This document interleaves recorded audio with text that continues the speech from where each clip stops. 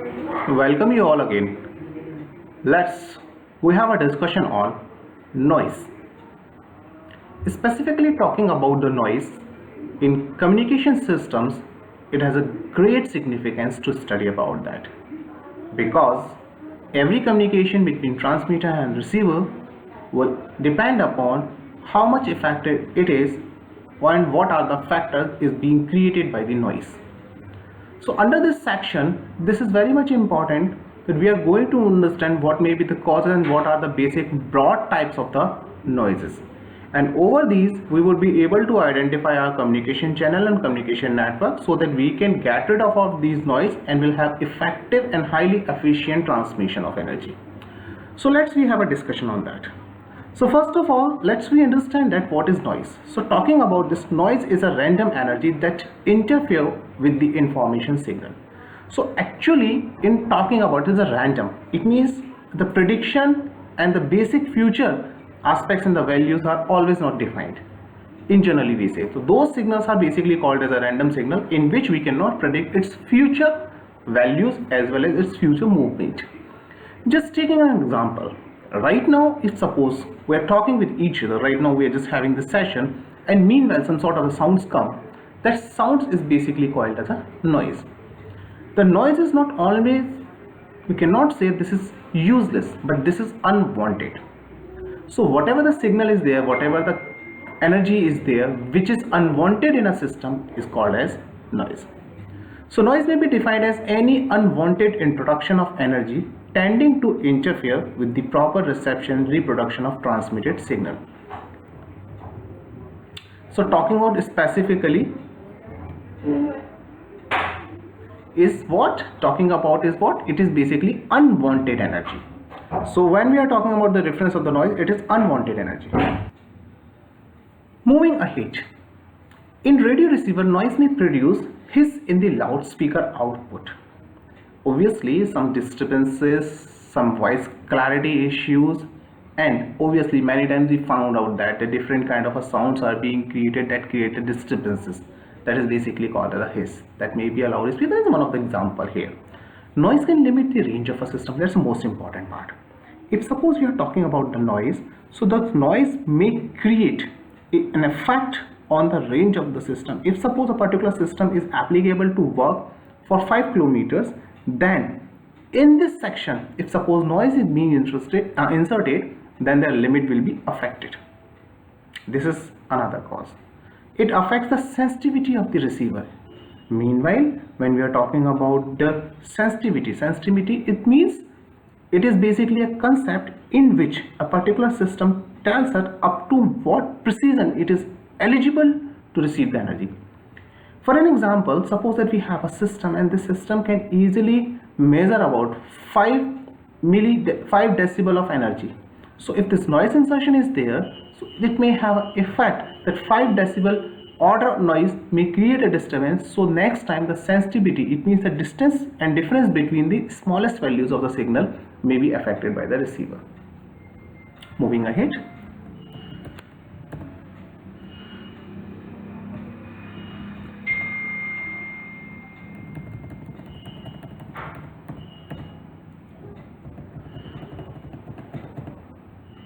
So we have another category of this noise is the electrical noise. Any undesirable that falls within the passband of a signal. So electrical noise is only because of the different kind of the signals are being generated. We know that if radiations are there in the terms of the electromagnetic radiation, when it consists and connects with the system, it creates an EMF to be induced.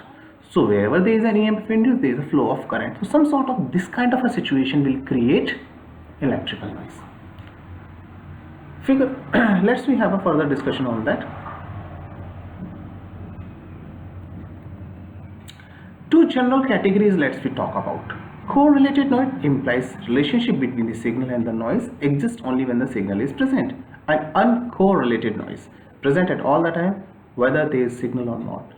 It means suppose we are having a communication through this video right now, there is no noise. If suppose some sort of the machine is here and which is working continuously in this room, so it is not correlated noise. Whether I'm just making this video, I'm just having this video session, during that time noise is present and when we are not having this video session, the noise is still present. Then this is uncorrelation. So when the signal comes, then noise creates, it's a correlated noise. And when there is no signal, it does not create any effect whether the presence of signal is there or not. Let's understand with the help of this diagram the classification of correlated and uncorrelated noise. So first of all, we talk about the uncorrelated noise. So noise may be divided into the two basic parts, which is the external and as well as the internal noise. The external noise, we have basically three broad categories. One is the atmospheric noise, second is the industrial noise, and third is the extraterrestrial noise. And when we are talking about the internal category, thermal noise and the short noise are there. So let's understand what is basically the external noise and the internal noise. Suppose we have any system. When this noise is being created within this system, then it is called as an internal noise. Because of its own working, it's called as an internal. Suppose that we have a machine, and when we start this machine will create its own sound. It is a noise created by the system itself. It might be there whether this noise is creating any effect on a machine or not. That may be another issue. Similarly, if we suppose have some sort of the communication system in which the wireless systems are there, and any radiation, undesirable frequency radiation is being created within that particular communication system, then it is called as an internal noise. And the second is called the external noise, in which system is affected by the environment, and that environment may be atmospheric, that may be some industrial, and that may be some extraterrestrial noise. While talking about the internal, it has two common causes. One is the thermal and another is the short noise. Let's we have a clarification and discussion on these. So under the category of the external noise, let's first we have atmospheric noise caused by the lightning, discharge in thunderstorm and other natural electrical disturbances occurring in the atmosphere. So basically the cause is lightning discharges, thunderstorm and natural electric disturbances in the atmosphere. It consists of spurious radio signal with component distributed over a wide range of frequency. Spurious phase radiation, it means when a radiation is being created by a particular system, this particular system re-radiated energy. An antenna is a device which can radiate, and when it radiates itself, so there is a possibility of the re-radiation because of its own radiation. Some EMF is being induced, then this is called as a spurious radio signals. It propagates over the earth in the same way as ordinary radio waves at the same frequency. When it is being started, it keep on rotating, keep on moving, keep on propagating. Become less severe at the frequency above 30 megahertz. Because the higher frequency are limited to the line of sight propagation, become less severe at the frequency above 30 megahertz. That's why we generally go for the modulation process. Under the modulation process, we have a benefit of this one. Nature of mechanism generating this noise is such that very little of it is created in the VHF range. So this is basically low frequency noise, generally being created in the low frequency noise and does not affect the high frequency signals. This is what the benefit. Right? So again we have a second category in the external noise, the extraterrestrial noise, which is because of the solar noise, because we know that every time we are having the radiation from the solar, and the solar radiations may create an effect on our communication systems too. And that has a particular wavelength and frequency, and those wavelength and frequency effects. Cosmic noise. This cosmic noise comes from the stars and RF noise in the same manner of sun. The noise received is called thermal noise and distributed fairly uniformly. So basically this is very important when we are having a satellite communication. During those communications we have to take care about these two facts, specifically the solar cosmic noise, and which comes under the broad category of extraterrestrial noise. Between 1 to 600 MHz, the intensity noise made by human easily outstrips that created by any other source to receiver. Sources such as automobile, aircraft, electric motor and any other heavy machines. The nature of industries, noise is so variable that is difficult to analyze. So this is basically the third category, which is called as an industrial noise. And this industrial noise is also very much effective and unpredictable.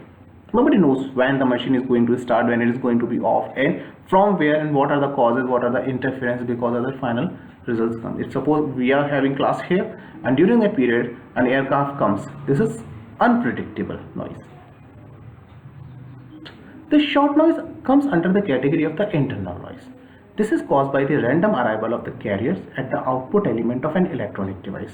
When we have an electronic device, it might be possible the charge carriers, which are maybe the electrons or the holes depending upon semiconductor materials, and these carriers when moved from one point to another point, so it may be possible their random arrival may appears at the different modes, because it's a definitely phenomena, it's a motion phenomena, and that randomization may create a noise within the system.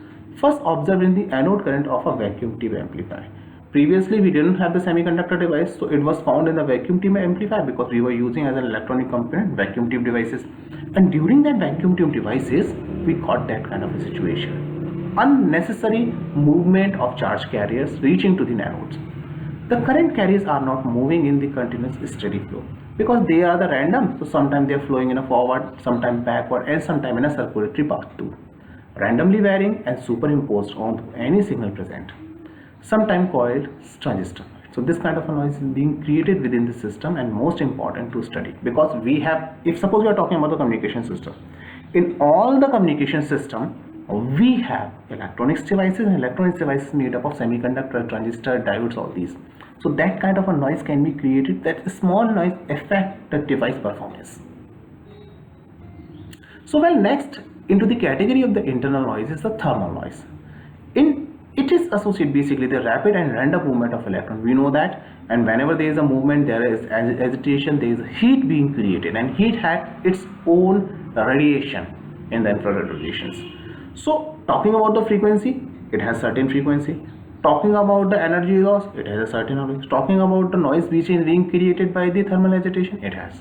So present in all electronic component and communication system, referred as a white noise, and this is basically called as a white noise. And white additive noise is a form of additive which can be added anywhere and cannot be eliminated. This is what an issue. If electron movement is there, definitely it will create agitation, and agitation will create a heat. So it cannot be eliminated. That's the most important part. It increases in intensity with the number of devices in circuit. As many as devices you have, number of the motion will be more electrons movement will be there, more electron, more path, more resistance, and definitely the thermal noise creation will be more.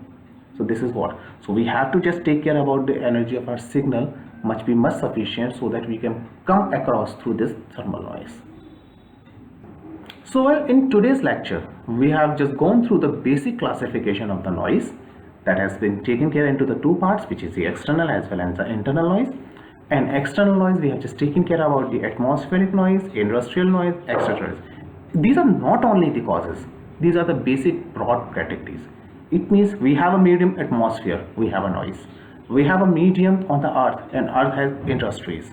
And where we have the industries, number of type of radiations are there, number of types of sounds are there, number of type of different kind of noise factors are there.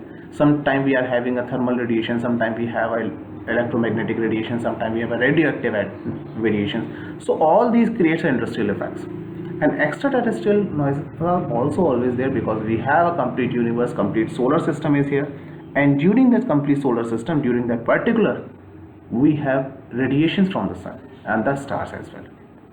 Internally, we have to take care about basically the causes of the thermal, the heat which is being created, which is being produced within the system, and we have to take care about the short noise.